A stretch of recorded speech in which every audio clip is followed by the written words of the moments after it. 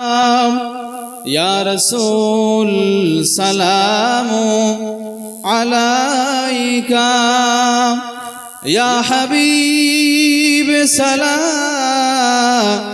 عليك صلوات الله عليك तुम्हारी वसीला दिया কান্দিলেন আদম ও হাওয়া হইল মাবুদের দয়া কবুল করিলেন দুআ ইয়া নবী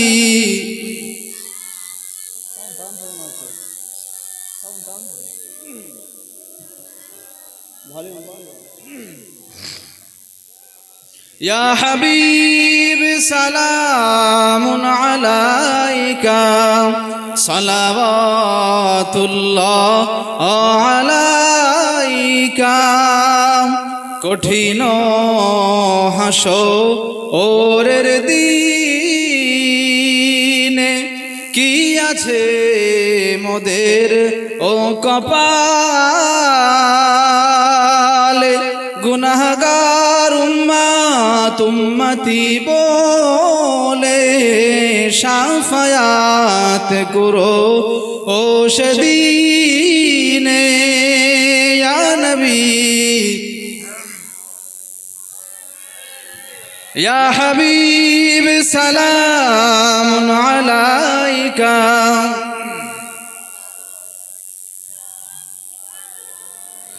يا رسول سلام لو آمر يا حبيب سلام لو شابر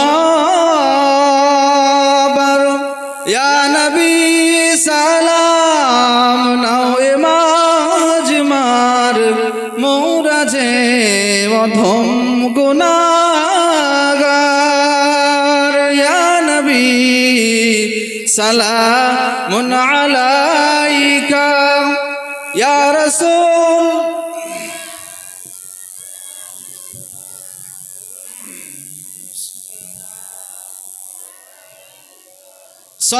صلوات الله عليك আমরা সকলে দরুদ শরীফ পড়তে পড়তে বসে পড়ি আল্লাহুম্মা সাল্লি আলা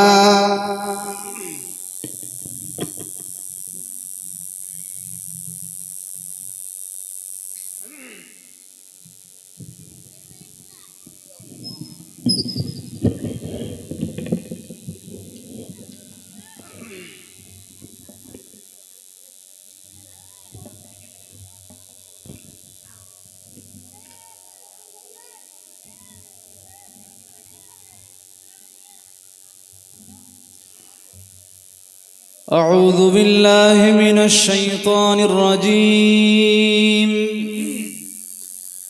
بسم الله الرحمن الرحيم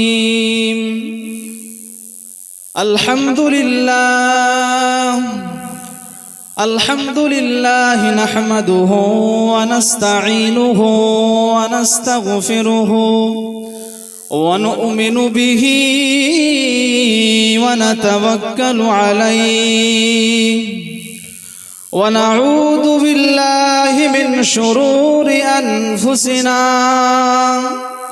ومن سيئات أعمالنا من يهد الله فلا مضل له ومن يضلله فلا هادي له ونشهد أن لا إله إلا الله وحده لا شريك له وأشهد أن محمدًا عبده ورسوله أما بعد فأعوذ بالله من الشيطان الرجيم قال الله تعالى في كلام المجيد والفرقان الحميد يا أيها الذين آمنوا ادخلوا في السلم كافة ولا تتبعوا خطوات الشيطان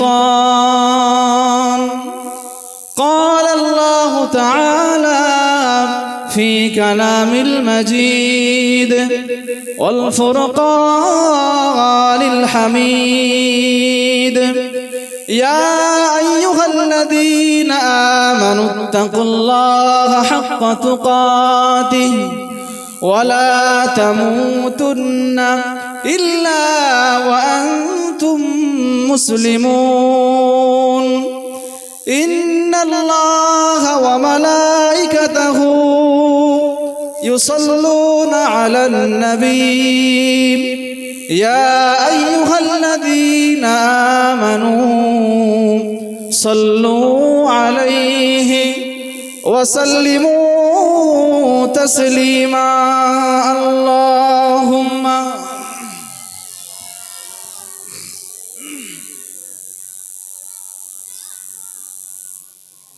وعلى آل سيدنا مولانا محمد اللهم صل على سيدنا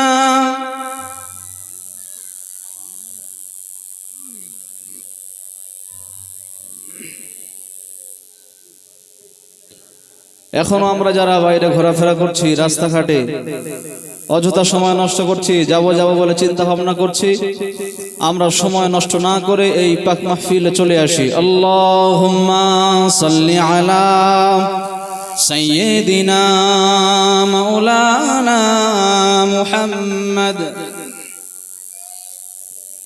ওয়া আলা আলি সাইয়্যিদিনা মাওলানা মুহাম্মদ জন্ম আমার যদি হতো আরবে মক্কা মদিনার কোন গ্রামে জন্ম আমার যদি হতো আরবে মক্কা মদিনার কোন গ্রামে তোমার দিদার লাভে ধন্য হতাম তোমার দিদার লাভে ধন্য হতাম নবী তোমায় দেখেই মন জোড়াতাম নবী তোমায় দেখেই প্রাণ জোড়াতাম আল্লাহুম্মা সাল্লি আলা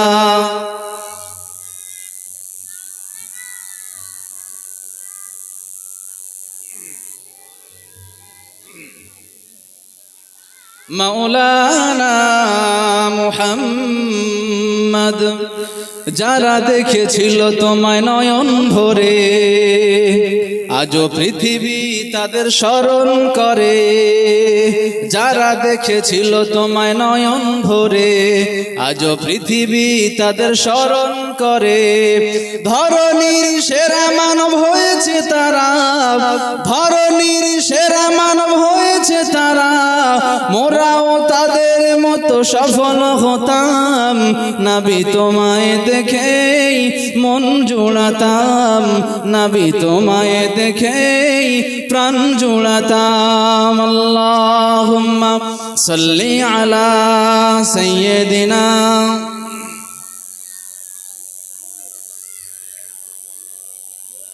ওয়া আলা আলি সাইয়্যিদিনা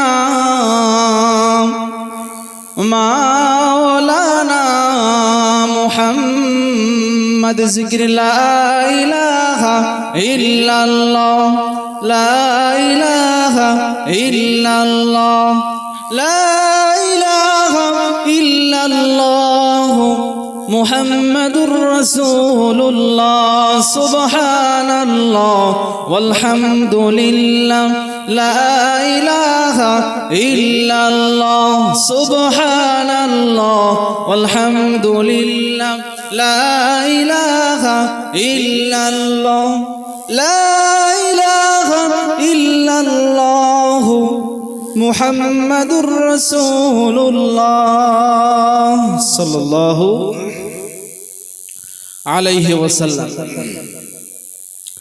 আলহামদুলিল্লাহ, সমস্ত প্রশংসা, সমস্ত গুণগান, গুণকীর্তন সেই রব্বুল আলামিনের জন্য, যে মহান রব্বুল আলামিন আমাদেরকে আজ এমন একটা সময়ে এক পাক মাহফিলে বসার তৌফিক দান করেছেন, যে সময়েতে এই পৃথিবীর জমিনে হাজারো লাখো কোটি কোটি কোটি কোটি মানুষ বিভিন্ন পাপের মধ্যে লিপ্ত। অনেক মানুষ দুনিয়ার মোহে লিপ্ত, দুনিয়াবি কাজে বেকার সময়গুলো নষ্ট করছে। এমন একটা সময়ে আল্লাহ সুবহানাহু ওয়া তাআলা আমাদেরকে ভালোবেসে এমন একটা মাজলিসে বসার তৌফিক দান করেছেন, যে জায়গাতে বসলে আল্লাহ সুবহানাহু ওয়া তাআলা এমনিতেই আমাদের জীবনের গুনাহগুলোকে মাফ করে দেন। একবার জোরে বলি সুবহানাল্লাহ। এখানে বসে সুবহানাল্লাহ যদি নাও বলি, মনোযোগ সহকারে যদি আমরা নাও শুনি, শুধুমাত্র যদি আমরা বসে থাকি, তারপরেও আল্লাহ সুবহানাহু ওয়া তাআলা আমাদের জীবনের সমস্ত সাগীরা গুনাহগুলোকে মাফ করতে থাকবে। একবার জোরে বলি সুবহানাল্লাহ। এমন একটা জায়গাতে বসতে পেরে আমরা খুশি না বেজার? খুশি। তো যে রব আমাদেরকে এমন একটা মজলিসে বসার তৌফিক দান করেছেন, সেই রবের প্রতি সকলে শুকরিয়া দান করি আলহামদুলিল্লাহ। আওয়াজ হচ্ছে না, আলহামদুলিল্লাহর আওয়াজ নেই। সকলে একবার উচ্চ আওয়াজে সমস্বরে পড়ি আলহামদুলিল্লাহ। দরুদ ও সালাম, শান্তি বর্ষিত হোক আমাদের সকলের নবীর উপরে। সকলে একবার একসঙ্গে সমস্বরে দরুদ পড়ি সাল্লাল্লাহু আলাইহি ওয়াসাল্লাম। আল্লাহ সুবহানাহু ওয়া তাআলা পৃথিবীতে হাজারো মাখলুক সৃষ্টি করেছেন, কিন্তু আল্লাহ সুবহানাহু ওয়া তাআলা আমাদেরকে সমস্ত মাখলুকের মধ্যে শ্রেষ্ঠ করে বানিয়েছেন। একবার জোরে বলি সুবহানাল্লাহ। শ্রেষ্ঠ মাখলুক কারা? মানুষ, জিন নাকি অন্য কোনো জন্তু জানোয়ার? শ্রেষ্ঠ কারা? মানুষ। আমরা হলাম আল্লাহ সুবহানাহু ওয়া তাআলার সৃষ্টিকুলের মধ্যে সবচেয়ে সম্মানিত সৃষ্টি। একবার জোরে বলি সুবহানাল্লাহ। তো আল্লাহ সুবহানাহু ওয়া তাআলা আমাদেরকে শ্রেষ্ঠ মাখলুক করে সৃষ্টি করেছেন। আমাদের কাজটা কি? শ্রেষ্ঠ মাখলুক দুনিয়াতে পাঠিয়েছেন, আমরা আমাদের ইচ্ছা মতো দুনিয়া থেকে চলে বিদায় নিলে কি শ্রেষ্ঠত্বের কোনো মূল্য থাকবে? যদি আমরা দুনিয়াতে আল্লাহ সুবহানাহু ওয়া তাআলার উপরে ঈমান আনায়ন না করে, ঈমান না নিয়ে কবরে যাই, তাহলে আমাদের এই শ্রেষ্ঠত্বের কোনো মূল্য নাই।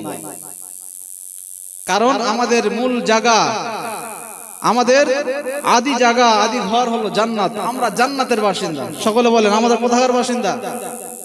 জান্নাতের বাসিন্দা। আমরা সেই জান্নাতে চলে যাব। যাওয়ার জন্য লাগবে কি? ঈমান। সকলের আগে ঈমান দরকার। আলহামদুলিল্লাহ, আল্লাহ পাকের দরবারে লাখো কোটি শুকরিয়া, আমরা সকলে ঈমানওয়ালা ঘরের সন্তান। আমরা জন্ম সূত্রেই ইসলামকে পেয়েছি, আমরা সকলে মুসলিম হয়েছি। তথাপি আল্লাহ সুবহানাহু ওয়া তাআলা আমাদেরকে কি বলছেন আমরা শুনবো। আমি একটা আয়াতে কারিমা তেলাওয়াত করেছি কোরআনুল কারীম থেকে। আল্লাহ সুবহানাহু ওয়া তাআলা বলছেন, ইয়া আইয়ুহাল্লাযীনা আমানু উদখুলু ফিস সিলমি কাফা ওয়ালা তাত্তাবিউ খুতুওয়াতিশ শাইতান। খুব মনোযোগ সহকারে শুনি আল্লাহ কি বলছেন। ইয়া আইয়ুহাল্লাযীনা আমানু, আল্লাহ ঈমানদারদেরকে বলছেন, মুমিনদেরকে বলছেন, বিশ্বাসীদেরকে ডেকে আল্লাহ সুবহানাহু ওয়া তাআলা বলছেন যে হে ঈমানদারেরা, উদখুলু ফিস সিলমি কাফা, তোমরা পরিপূর্ণভাবে ইসলামের মধ্যে প্রবেশ করো। আল্লাহ কাদেরকে বলছেন? কাফেরদেরকে বলছেন। আমার কথা বুঝতে পারছেন? আল্লাহ কি কাফেরদেরকে বলছেন তোমরা ইসলামে প্রবেশ করো? আল্লাহ কি মুনাফিকদেরকে বলছে তোমরা ইসলামে প্রবেশ করো? আল্লাহ কাদেরকে বলছেন?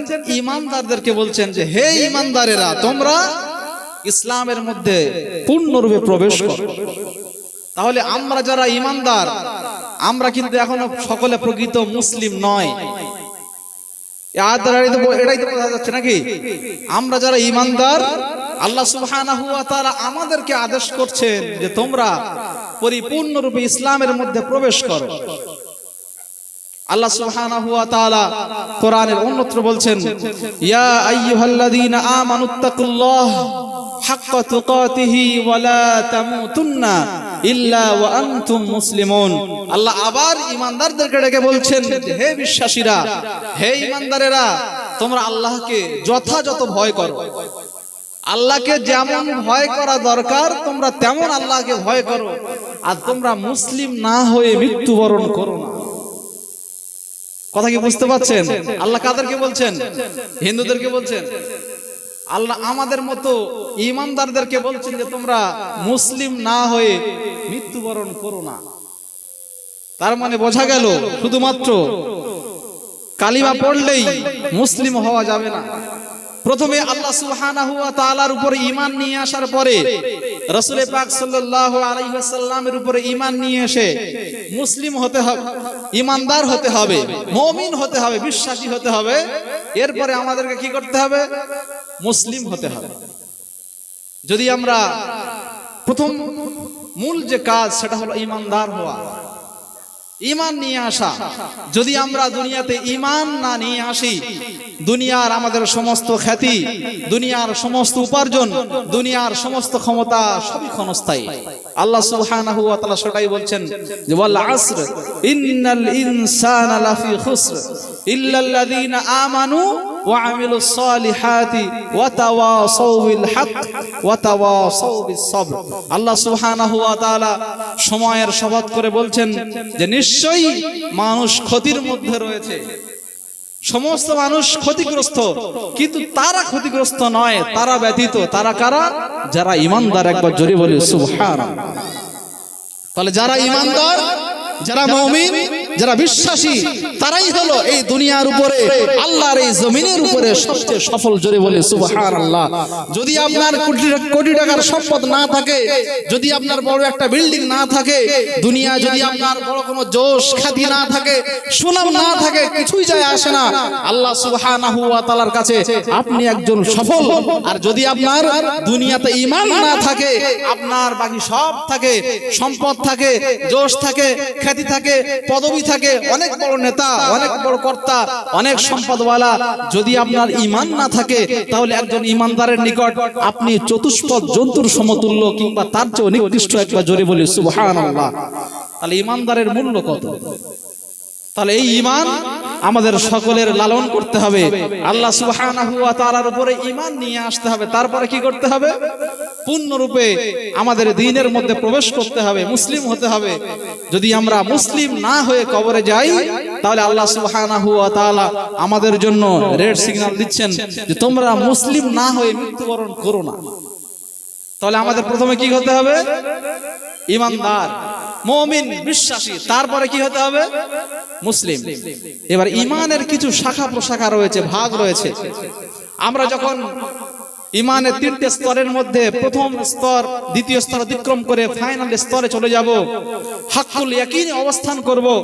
আমরা যখন আল্লাহ সুবহানাহু ওয়া তাআলাকে অন্তরে, মুখে, বাস্তব কাজের মধ্যে আমরা প্রয়োগ করে বিশ্বাস করব, তখন আমরা হাক্কুল ইয়াকিন অর্জন করে ফেলব।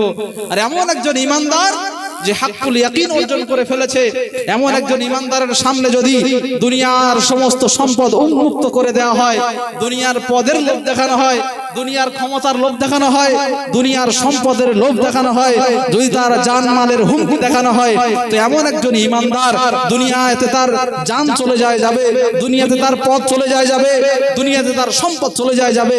একজন ঈমানদার তার ঈমান হারাতে রাজি হবে না। একবার জোরে বলি সুবহানাল্লাহ।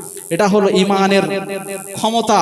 যদি আমরা সেই হাক্কুল ইয়াকিন অর্জন করতে পারি, আল্লাহ সুবহানাহু ওয়া তাআলার উপরে দৃঢ় সত্য ঈমান আনয়ন করতে পারি, তাহলে আল্লাহ সুবহানাহু ওয়া তাআলার জন্য আমরা দুনিয়াতে সব কিছুই বিসর্জন দিতে পারি। আমার ভাইয়েরা, নওজোয়ান যুবকেরা, তরুণেরা, সহিহুল বুখারীর মধ্যে হাদিস খানা পাওয়া যায়, আল্লাহ নবী সাহাবা মুসলিম জাহানের প্রথম খলিফা উমর, আল্লাহ নবীর সাহাবা আবু বকর সিদ্দিক রাদিয়াল্লাহু তাআলা আনহু, হুজুর আমার যখন বদরের যুদ্ধে অংশগ্রহণ করেছিলেন, বদরের যুদ্ধে তেনার ছেলে কিন্তু কাফের হিসাবে কাফেরদের জন্য কাফেরদের সঙ্গে যুদ্ধে অংশগ্রহণ করেছিলেন। রাসূল পাক সাল্লাল্লাহু আলাইহি ওয়াসাল্লামের সামনে বসে আলোচনা করতে লেগেছেন। আবু বকর সিদ্দিক রাসূলুল্লাহ সাল্লাল্লাহু আলাইহি ওয়াসাল্লামের সঙ্গে গল্প করছেন, রাসূলুল্লাহ সাল্লাল্লাহু আলাইহি ওয়াসাল্লামের সঙ্গে গল্প করতে লেগেছেন। আবু উমর ফারুক রাদিয়াল্লাহু তাআলা আনহুর আগে যিনি খলিফা হয়েছিলেন আবু বকর সিদ্দিক রাদিয়াল্লাহু তাআলা আনহু, তিনার সন্তান, তিনিও এখন মুসলিম। রাসূলুল্লাহ সাল্লাল্লাহু আলাইহি ওয়াসাল্লামের সামনে গল্প করতে করতে বলতে লেগেছেন, আব্বাজান আব্বাজান শুনে রেখে দেন, বদরের যুদ্ধের সময় যুদ্ধ চলাকালীন অবস্থাতে আব্বাজান আপনি আমার তরোয়ালের কিনারে, আপনি আমার আন্ডারের ভিতরে কয়েকবার চলে এসেছিলেন আব্বাজান। আমি চাইলে আপনাকে হত্যা করে দিতে পারতাম, আমি চাইলে আপনাকে শহীদ করে দিতে পারতাম, কিন্তু যেহেতু আপনি আমার পিতা, আমার বড় দয়া হয়, আমার বড় মায়া হয়, এজন্য আমি একজন সন্তান হিসাবে আমার পিতাকে হত্যা করতে পারিনি, আপনাকে আমি শহীদ করে দিতে পারিনি। সেদিন আপনি শুধু আমার পিতা হওয়ার জন্য আমি আপনাকে ছেড়ে দিয়েছি। যদি অন্য কোন ব্যক্তি আমার তরোয়ালের কিনারে চলে আসতো, আমার আন্ডারে চলে আসতো, অবশ্যই অবশ্যই করে আমি তাকে হত্যা করে দিতাম। কি বলছেন যে আপনি শুধু আমার পিতা বলে আবু বকর সিদ্দিককে বলছেন কে? তার সন্তান। তখন তিনি মুসলিম হননি, এখন গল্প করছেন এখন তিনি মুসলিম। বলছেন যে আব্বাজান বদরের যুদ্ধে আপনি আমার আন্ডারে চলে এসেছিলেন, আমার হাতের নাগালের ভিতরে ছিলেন, আমি চাইলে আপনাকে হত্যা করতে পারতাম, শহীদ করে দিতে পারতাম, কিন্তু আপনি আমার পিতা বলে সেদিন আমি আপনাকে ছেড়ে দিয়েছি।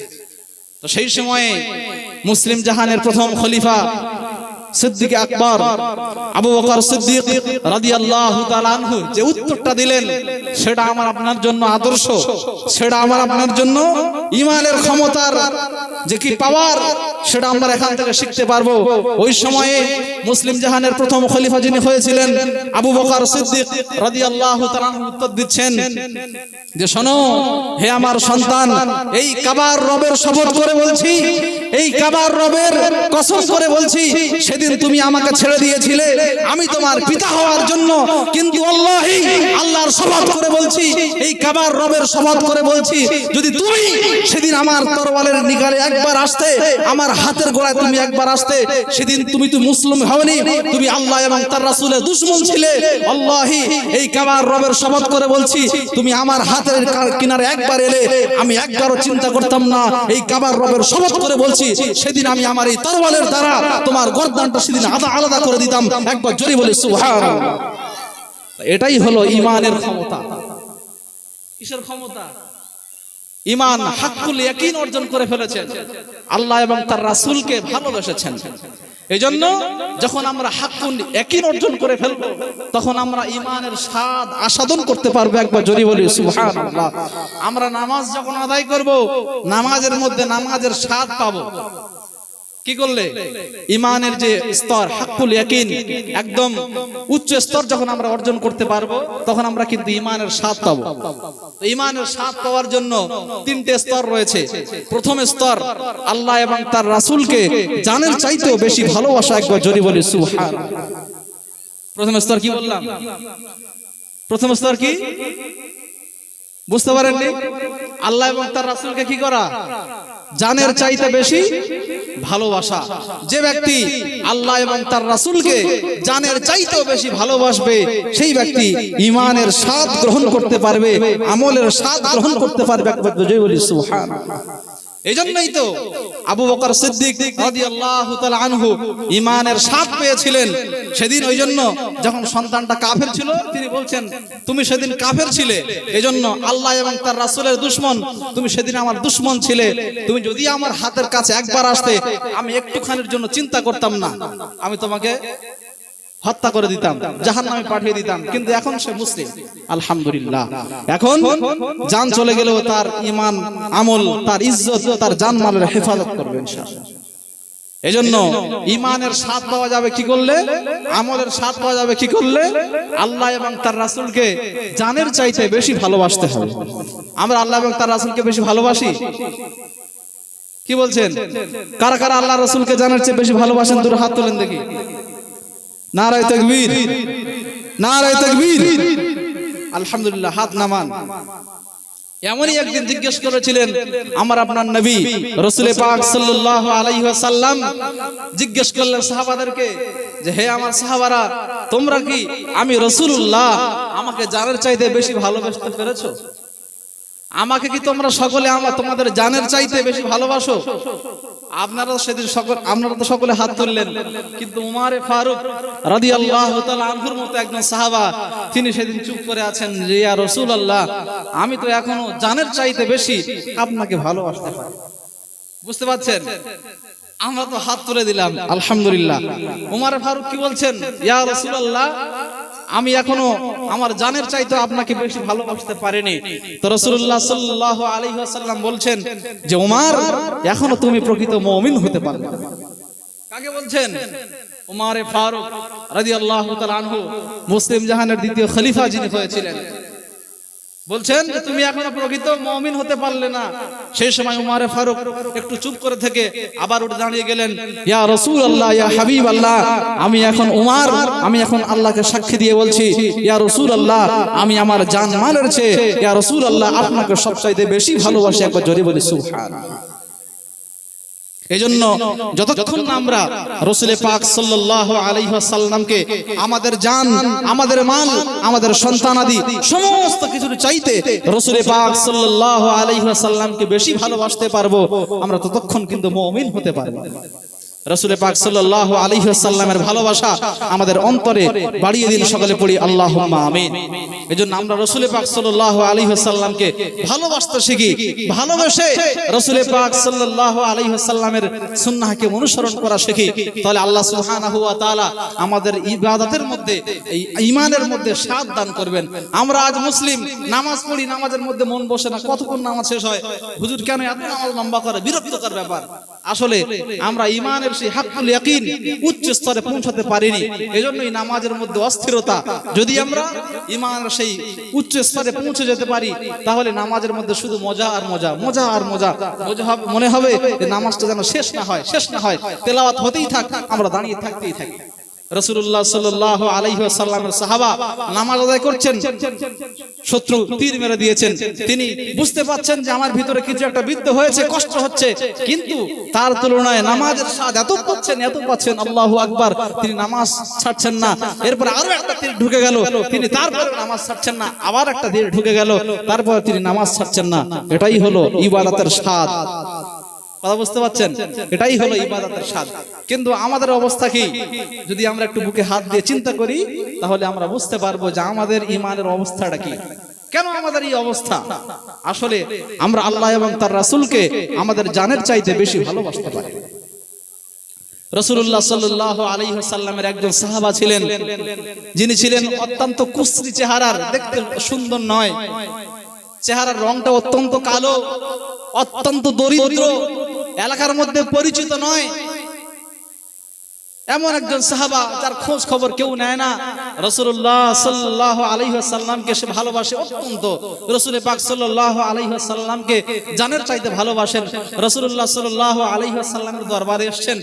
রাসূলুল্লাহ সাল্লাল্লাহু আলাইহি ওয়াসাল্লাম তাকে ডাকছেন যে হে জুলাইবিব, তুমি কি বিবাহ করবে না?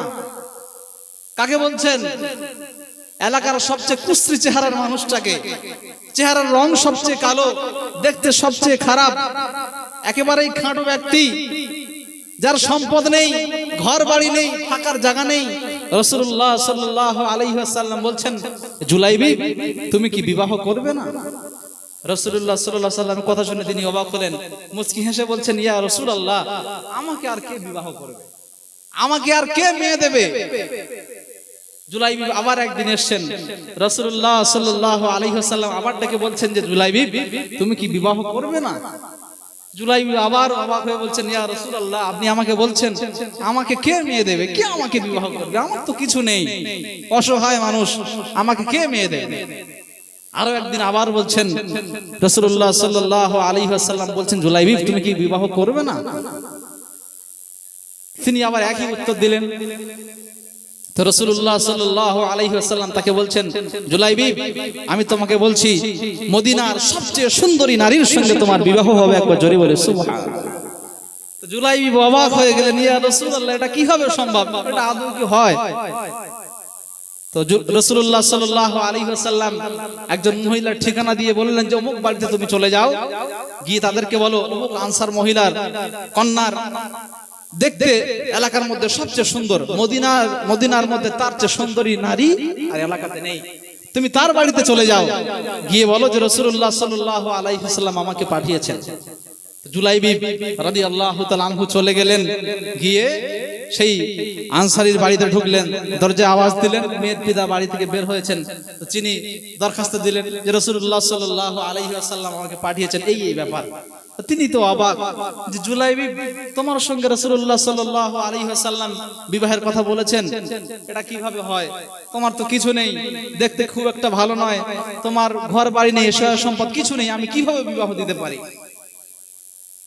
তো বাড়ির ভিতর থেকে সেই মহিলা তিনি শুনতে পেয়েছেন, কিন্তু এদিকে মেয়ের পিতা রাজি হচ্ছেন না, মেয়ের মা রাজি হচ্ছেন না, কিন্তু বাড়ির ভিতর থেকে সেই নারী শুনতে পেয়েছেন যে রাসূলুল্লাহ সাল্লাল্লাহু আলাইহি ওয়াসাল্লাম আমার জন্য বিবাহের জন্য পাত্র নিযুক্ত করেছেন। একবার জোরে বলি সুবহানাল্লাহ।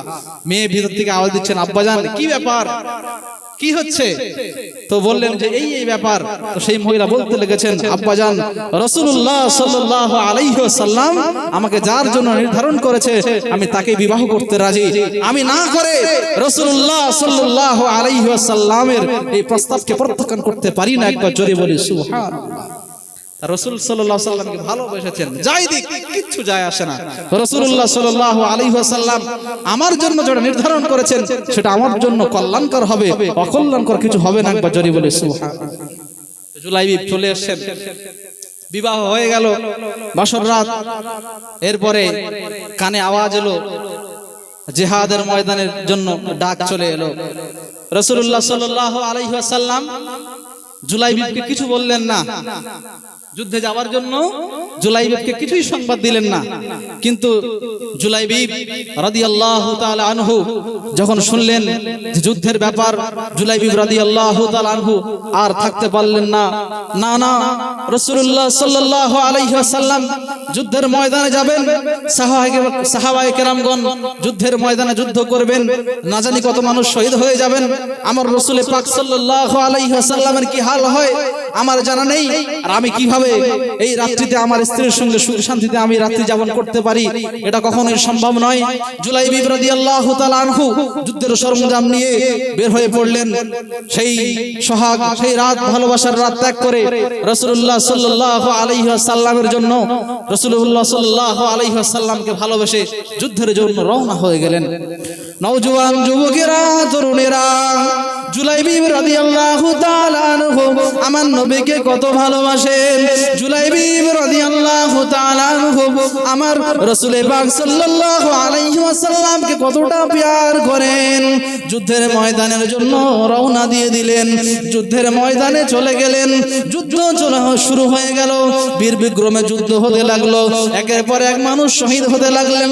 সাহাবায়ে কেরামগণ শহীদের সুধা পান করতে শুরু করলেন, জান্নাতি হতে শুরু করলেন। বহু মানুষকে, বহু কাফেরকে জাহান্নামে পাঠিয়ে দিতে লাগলেন। ওই সময় জুলাইবিব রাদিয়াল্লাহু তাআলা আনহু কিছু মানুষকে, কাফের বেঈমানকে জাহান্নামে পাঠিয়ে দেওয়ার পরে জুলাইবিব রাদিয়াল্লাহু তাআলা আনহু আর টিকে থাকতে পারলেন না। যুদ্ধের ময়দানে তিনি আহত হয়ে পড়লেন। তিনি যুদ্ধের ময়দানে এক পর্যায়ে গিয়ে শহীদ হয়ে গেলেন। যুদ্ধ শেষ হয়ে গেল, মুসলমানরা জয়লাভ করে গেলেন। রাসূলুল্লাহ সাল্লাল্লাহু আলাইহি ওয়াসাল্লাম যুদ্ধে শেষে সাহাবায়ে কেরামদের লাশখানা খুঁজে খুঁজে বের করতে লাগলেন। আমার সাহাবাদের লাশগুলো কোথায় ছড়িয়ে ছিটিয়ে পড়ে আছে। রাসূলুল্লাহ সাল্লাল্লাহু আলাইহি ওয়াসাল্লাম সাহাবাদের লাশগুলো দেখে সেই সমস্ত চেহারাগুলো দিয়ে তিনি কাঁদতে শুরু করে দিলেন। চোখ দিয়ে তেনার জঝর নয়নে পানি আসতে লাগলো। রাসূলুল্লাহ সাল্লাল্লাহু আলাইহি ওয়াসাল্লাম সমস্ত সাহাবায়ে কেরামদের সেই সমস্ত পবিত্র দেহ কানা খুঁজে পাওয়ার পরেও রাসূলুল্লাহ সাল্লাল্লাহু আলাইহি ওয়াসাল্লাম অস্থির হয়ে গেলেন। তিনি যেন কাউকে খুঁজতে লাগলেন। রাসূলুল্লাহ সাল্লাল্লাহু আলাইহি ওয়াসাল্লাম সাহাবাদেরকে ডেকে বললেন, হে আমার সাহাবারা, আমার জুলাইবিব কোথায়? আমার জুলাইবিব কোথায়? আমার জুলাইবিব কোথায়? আমার জুলাইবিবকে দেখা পাই না, আমার জুলাইবিবকে তো আমি খুঁজে পাই না। সাহাবায়ে কেরামগণ রাসূলুল্লাহ সাল্লাল্লাহু আলাইহি ওয়াসাল্লামকে ডেকে নিয়ে আসলেন। ইয়া রাসূলুল্লাহ, ইয়া হাবিবাল্লাহ, আপনার জুলাইবিব আর দুনিয়াতে নাই, আপনার জুলাইবিব শহীদ হয়ে গেছেন, আপনার জুলাইবিব শহীদ হয়ে গেছেন। রাসূলুল্লাহ সাল্লাল্লাহু আলাইহি ওয়াসাল্লাম অঝর নয়নে কাঁদতে শুরু করে দিলেন। আমার জুলাইবিব শহীদ হয়ে গেল। রাসূলুল্লাহ সাল্লাল্লাহু আলাইহি ওয়াসাল্লাম জুলাইবিবের নিকটে চলে এলেন। জুলাইবিবের নিকটে এসে রাসূলুল্লাহ সাল্লাল্লাহু আলাইহি ওয়াসাল্লাম বিস্ময়করভাবে কান্নাটা বন্ধ হয়ে গেল। রাসূলুল্লাহ সাল্লাল্লাহু আলাইহি ওয়াসাল্লামের পানিটা বন্ধ হয়ে গেল। নবী আমার জুলাইবিবের মুখের দিকে চেয়ে মুচকি মুচকি হাসতে শুরু করে দিলেন। জুলাইবিবের মুখের দিকে তাকিয়ে মুচকি মুচকি হাসতে শুরু করে দিলেন। সাহাবায়ে কেরামগণ অবাক হয়ে গেলেন। ইয়া রাসূলুল্লাহ, ইয়া হাবিবাল্লাহ, যে জুলাইবিবের জন্য আপনি এতক্ষণ কাঁদছিলেন, অঝর নয়নে চোখের পানি ফেলছিলেন, কেমন হয়ে গেল আপনি জুলাইবিবের মুখের দিয়ে চেয়ে কেন মুচকি মুচকি হাসেন? জুলাইবিবের থেকে কেন মুখটা ফিরিয়ে নিলেন? রাসূলুল্লাহ সাল্লাল্লাহু আলাইহি ওয়াসাল্লাম সাহাবাদেরকে জবাব দিয়ে বলেন, এ আমার সাহাবারা, আমি আমার জুলাইবিবকে দেখে এখন লজ্জা পাচ্ছি। আমি আমার জুলাইবিবের থেকে আমার মুখটা ফিরিয়ে নিচ্ছি এ কারণেই আমি দেখতে পারছি আমার জুলাইবিব শহীদ হয়ে গেছেন। জান্নাতের হুর এসে আমার জুলাইবিবের দেহটাকে নিয়ে তারা টানাটানি শুরু করে দিয়েছে। জুলাইবিব রাসূলুল্লাহ সাল্লাল্লাহু আলাইহি ওয়াসাল্লামকে ভালোবেসে বাসর রাত ত্যাগ করে, এমন কুৎসিত চেহারার মানুষ, কালো খাটো, কোন এলাকার মধ্যে কোনো সুনাম নেই, পরিচয়হীন একটা মানুষ, লোকে যাকে জুলাইবিব বলে ডাকে। জুলাইবিব মানে হলো অপরিচিত খাটো মানুষ, যার কারণে নির্দিষ্ট কোনো নাম নেই। এমন একটা ব্যক্তি রাসূলুল্লাহ সাল্লাল্লাহু আলাইহি ওয়াসাল্লামকে ভালোবেসে কি করলেন? মদিনার সবচেয়ে সুন্দরী নারীর সঙ্গে তিনি বাসর রাত ত্যাগ করে জিহাদের ময়দানে এলেন রাসূলুল্লাহ সাল্লাল্লাহু আলাইহি ওয়াসাল্লামকে ভালোবেসে, আর শহীদের সুধা পান করে নিলেন। বিনিময়ে রাসূলুল্লাহ সাল্লাল্লাহু আলাইহি ওয়াসাল্লাম কিছুক্ষণ আগে তিনি কাঁদছিলেন, যার জন্য অঝর নয়নে, যে আমার জুলাইবিব কোথায়, আমার জুলাইবিব কোথায়। এখন জুলাইবিবকে দেখে রাসূলুল্লাহ সাল্লাল্লাহু আলাইহি ওয়াসাল্লাম মুচকি মুচকি হেসে মুখটা ফিরিয়ে নিচ্ছেন লজ্জায়। সাহাবাদেরকে বলছেন, সাহাবারা, আমার জুলাইবিবকে আমি দেখা পাচ্ছি জান্নাতের হুর এসে, যেহেতু সে তার স্ত্রীকে পায়নি, এজন্য জান্নাতের হুরগুলো এসে তাকে নিয়ে টানাটানি শুরু করে দিয়েছে। একবার জোরে বলে সুবহানাল্লাহ। আর কি চাই? এটাই হলো প্রকৃত সফলতা। একবার জোরে বলি সুবহানাল্লাহ। যদি আমরা ঈমান নিয়ে কবরে যেতে পারি, রাসূলুল্লাহ সাল্লাল্লাহু আলাইহি ওয়াসাল্লামকে জানের চেয়ে বেশি ভালোবেসে কবরে যেতে পারি, এটাই হবে আমাদের জন্য সফলতা, ইহকাল পরকালে কামিয়াবি। একবার জোরে বলি সুবহানাল্লাহ। এজন্য রাসূলকে ভালোবাসুন, রাসূলুল্লাহ সাল্লাল্লাহু আলাইহি ওয়াসাল্লামকে চিনুন। দেখুন ইবাদতের কেমন মজা, ইবাদতের কেমন ভালো লাগা সেদিন আমরা বুঝতে পারব। এজন্য সাহাবায়ে কেরামের জীবন আদর্শকে আমরা দেখি, ফলো করি। সাহাবায়ে কেরামগণ কেমন ছিলেন, রাসূলুল্লাহ সাল্লাল্লাহু আলাইহি ওয়াসাল্লামকে কেমন ভালোবাসতেন। রাসূলুল্লাহ সাল্লাল্লাহু আলাইহি ওয়াসাল্লামের জন্য তেনারা জান উৎসর্গ করে দিতেন, যে কোনো জিনিসের বিনিময়ে তেনারা কিছুই পরোয়া করতেন না। এজন্য ঈমানের স্বাদ পাওয়ার জন্য প্রথম পয়েন্ট সেটি হলো আল্লাহ এবং তার রাসূলকে জানের চাইতে বেশি ভালোবাসা। দ্বিতীয় নম্বর যে বিষয়, ঈমানের স্বাদ পাওয়ার জন্য, হাক্কুল ইয়াকিন অর্জন করার জন্য দ্বিতীয় নম্বর যে বিষয়, সেটি হলো আল্লাহর জন্য কাউকে ভালোবাসা এবং আল্লাহর জন্য কারোর সঙ্গে শত্রুতা করা। কি বললাম? বন্ধুত্ব করতে হবে কার জন্য? আল্লাহর জন্য। আবার শত্রুতা করব কার জন্য? আল্লাহর জন্য। আপনার একজন বন্ধু আছে, আপনি তাকে খুবই ভালোবাসেন, কিন্তু সে মদখোর। সে কি খোর? মদখোর। এক বোতল না খেলে তার দিন যায় না। আপনি তাকে বারবার নসিহত করেও তার পরিবর্তন আসছে না, এখন আপনার করণীয় কি? তার সঙ্গ আপনাকে ত্যাগ করতে হবে। তার সঙ্গ কি করতে হবে? আপনাকে ত্যাগ করতে হবে। কারণ রাসূলুল্লাহ সাল্লাল্লাহু আলাইহি ওয়াসাল্লাম বলছেন, মান তাশাব্বাহা বিকওমিন ফাহুয়া মিনহুম, যে জাতির যে কওমের সাদৃশ্য অবলম্বন করলো, যাদের মতো হলো, কিয়ামতের দিন আল্লাহ সুবহানাহু ওয়া তাআলা তাদের সঙ্গেই তার হাসর নাসর করবে। যদি আপনার সম্পর্কটা রাসূলের দুশমনের সঙ্গে হয়ে যায়, যদি আপনার ভালোবাসাটা একজন মদখোরের সঙ্গে হয়ে যায়, তার উঠতে হবে কার সঙ্গে? তার সঙ্গেই। যদি আপনি ইহুদি খ্রিস্টানদের কৃষ্টি কালচারকে ভালোবেসে তাদের মতো হওয়ার চেষ্টা করেন, উঠতে হবে কার সঙ্গে? তাদের সঙ্গে। এজন্য আল্লাহ এবং তার রাসূলকে ভালোবাসুন, রাসূলুল্লাহ সাল্লাল্লাহু আলাইহি ওয়াসাল্লামের সুন্নাহকে ভালোবাসুন, তাহলে কিয়ামতের দিন রাসূলুল্লাহ সাল্লাল্লাহু আলাইহি ওয়াসাল্লামের সঙ্গে আমাদের হাসর নাসর হয়ে যাবে। একবার জোরে বলি সুবহানাল্লাহ। আপনারা চান তো রাসূলের সঙ্গে হাসর নাসর হওয়ার জন্য? আমরা চাই না? আমরা চাই তো। তাহলে কি করতে হবে? আল্লাহ এবং তার রাসূলকে আমাদের বন্ধু বানাতে হবে, রাসূলুল্লাহ সাল্লাল্লাহু আলাইহি ওয়াসাল্লামকে আমাদের প্রেমিক বানাতে হবে। আর আমাদের যে সমস্ত চ্যাংড়া ছুল্লু আছে, নোংরা চরিত্রের যারা আছে, তাদের সঙ্গ আমাদের ত্যাগ করতে হবে। যে পার্টির দালালি করে ইহকাল পরকাল নষ্ট করছি, সেই পার্টির দালালি বন্ধ করতে হবে। পদের লোভ আমাদেরকে ত্যাগ করতে হবে, হারাম চাকরি আমাদেরকে বর্জন করতে হবে, হারাম উপার্জন আমাদেরকে বন্ধ করতে হবে। আল্লাহ এবং তার রাসূলকে ভালোবাসি। কথা বুঝে আসছে? যদি আমরা এমনটা করতে পারি, আল্লাহ এবং তার রাসূলকে বন্ধু বানিয়ে নিতে পারি, তাহলে আল্লাহ ঘোষণা দিয়েছেন আমাদের পরকালে আর কোনো ভয় নেই। একবার জোরে বলি সুবহানাল্লাহ। 3 নম্বর যে বিষয়, সেটা হলো 1 নম্বর আল্লাহ এবং তার রাসূলকে জানার চেয়ে বেশি ভালোবাসা। 2 নম্বর কি বললাম? কাউকে ভালোবাসা আল্লাহর জন্য, কারোর শত্রুতা পোষণ করা আল্লাহর জন্য। নাম্বার 3, আমরা অবশ্যই ঈমানদার মুমিন, আমাদেরকে এমন হতে হবে যে আমরা কুফরিতে ফিরে যাওয়াকে আগুন হাতে নেওয়ার মতো মনে করব। কুফরিতে ফিরে যাওয়া কি মনে করতে হবে? আগুনে নিক্ষিপ্ত হওয়ার মতো। যদি আমাদেরকে কেউ ঈমান ছেড়ে দেওয়ার জন্য, কুফরিতে যাওয়ার জন্য যদি আমাদের কোনো সম্পদ দেয়, তো আমরা কি সম্পদ নিয়ে ঈমানটা ছেড়ে দেব? যদি আমাদের কেউ হুমকি দেয়, যদি তুমি এই মুহূর্তে মুশরিক না হও তাহলে তোমার হত্যা করা হবে, তাহলে কি আমরা কি ঈমান থেকে বের হয়ে যাব?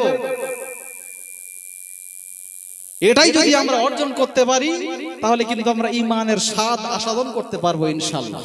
কি করতে হবে? দুনিয়ার যে কোনো কিছুর বিনিময় হলেও আমরা ঈমান ছাড়বো না ইনশাআল্লাহ।